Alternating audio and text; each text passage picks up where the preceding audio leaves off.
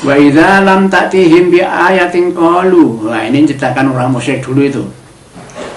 Wa idza lam ta'tihim, apabila tidak ada ayat yang turun pada mereka, itu maksudnya melalui rasul ya.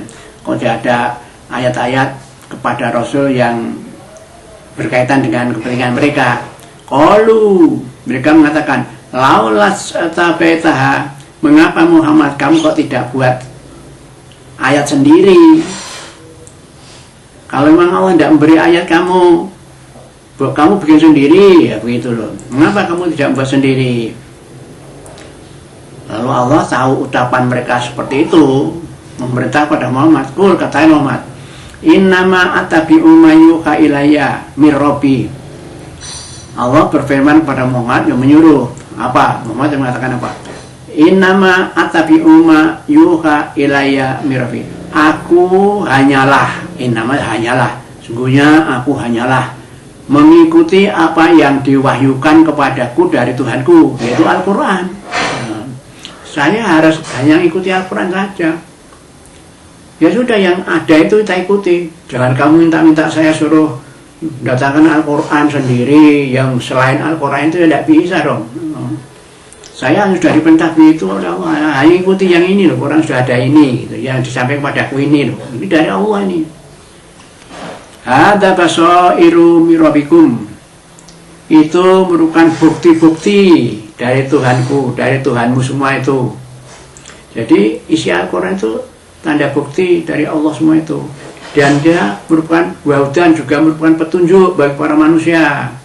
Oleh karena itu kan Al-Quran sebagai hudal lil muttaqin, hudal linnas ya, untuk petunjuk bagi orang takwa ataupun orang semua saja yang tidak takwa pun mestinya harus mengikuti Al-Quran itu. Makanya hudal linnas untuk petunjuk para manusia. Warahmah liqaumi yu'minun, tapi Quran itu sendiri ya sebagai tanda bukti Allah itu merupakan rahmat ya, rahmat, yaitu merupakan rasa kasih sayang Allah, berupa karunia yang berupa kasih sayang. Di depan sudah saya jelaskan, rahmat Allah itu ada 100 macam ya, yang diturunkan ke bumi untuk dinikmati para hambanya baru 1, yang 99 masih ditahan besok di akhirat ya, gitu. Nah, Quran itu isinya seperti itu.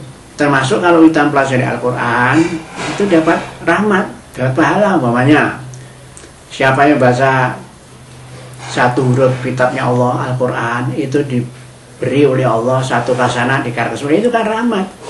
Kalau orang tidak membaca Al-Quran tidak akan pahala seperti itu, tidak ada pahala seperti itu. Oleh karena itu mari kita pelajari Al-Quran itu supaya kita banyak mendapat rahmat dari Allah gitu. Kan janjinya hanya liqaumi yu'minun, rahmat-rahmat itu diberikan kepada orang-orang yang beriman. Wa idza quri'al Qur'anu fastami'u lahu wa ansitu la'allakum turhamun. Dan ketika dibacakan kitab suci Al-Quran, umpamanya dalam suatu pengajian, dalam suatu keseripahan ya, pokoknya dalam pertemuan orang punya kerja, itu dimulai dengan baca Al-Quran. Nah, kalau Quran itu baru dibaca, fastami'u lahu, dengarkan itu bacaan Al-Quran itu. Jangan sampai dalam perjamuan itu dibacaan Quran, tapi para tamu-tamu hanya ngobrol sendiri, gitu, satu sama lain, tidak memperhatikan bahasa itu tidak benar. Itu perintahnya begini yuk. Jadi kalau Quran dibaca itu dengarkan loh, siapa saja, kapan saja, dimanapun, nah gitu. Lahu, jadi lahu itu Quran itu suruh baca itu, suruh dengarkan kalau dibaca oleh orang itu. Wa ansitu la'alakum turhamun, dan hendaklah kamu semua itu diam supaya kamu itu dapat rahmatnya Allah.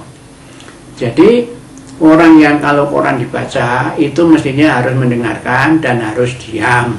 Nah nanti Allah menjadikan orang yang seperti itu akan mendapatkan rahmat dari Allah gitu.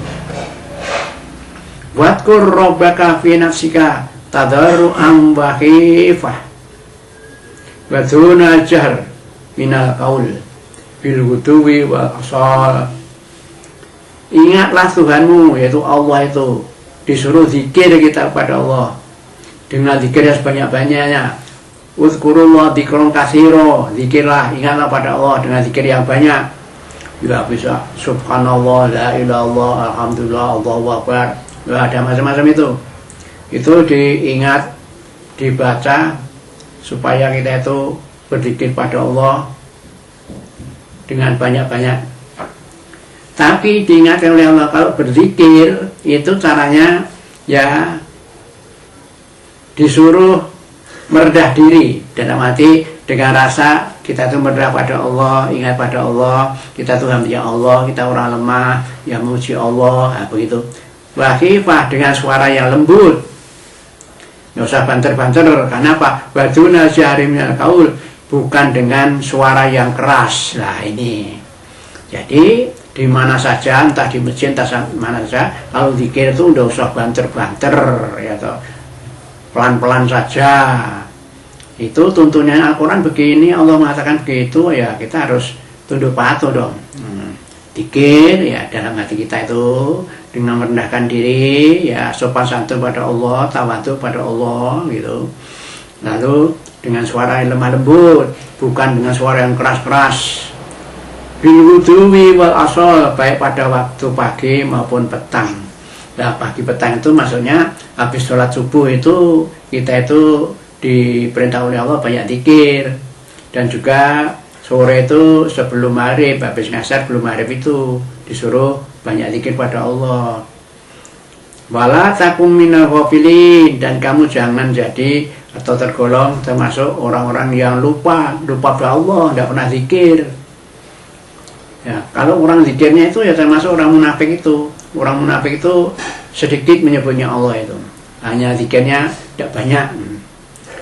Oleh karena itu, karena dengan zikir pada Allah itu banyak pintu pahala yang akan buka untuk kita sekalian itu. Innalladzina inda rabbika la yastakbiruna an ibadatihi wa yusabbihuna wa lahu yasjudun. Sesungguhnya orang-orang yang di situ Tuhanmu, artinya orang yang dekat pada Allah, orang yang selalu takut kepada Allah, mendekatkan ibadah Allah. Layak takbiruna an ibadati, dia tidak enggan untuk menyembah kepada Allah itu. Jadi kalau orang yang sudah merasa hambanya Allah, ya dia mendekat pada dia Allah, itu mereka tidak enggan untuk menyembah pada Allah, tidak menyombongkan. Jadi mestinya kalau kita ini ya sudah merasa menjadi hambanya Allah, ya betul-betul, ya kita jangan enggan-enggan beribadah pada Allah gitu, dan segala bentuknya, ya sholat, ya berdoa, ya berzikir, ya dengan zikir itu ya umpamanya subhanallah ini, wa yusabbihuna walahu yasjudun, zikir pada Allah umpamanya tadi dengan mensucikan Allah, subhanallah, subhanallah, subhanallah. Ini kita namanya berdekat diri pada Allah, menyadari bahwa kita itu hambanya Allah, kita tidak sombong, kita mau tidak enggan ya beribadah pada Allah. Itu termasuk ibadah itu, bertasbih subhanallah walhamdulillah walillallahu akbar dan sebagainya itu.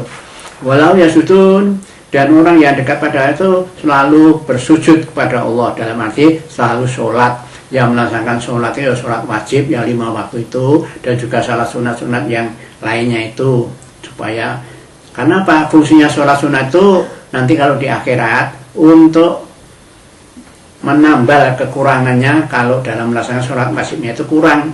Nah itu bisa ditutup dengan pahala dari sholat sunatnya itu. Saya kira sekian dulu. Assalamualaikum warahmatullahi wabarakatuh.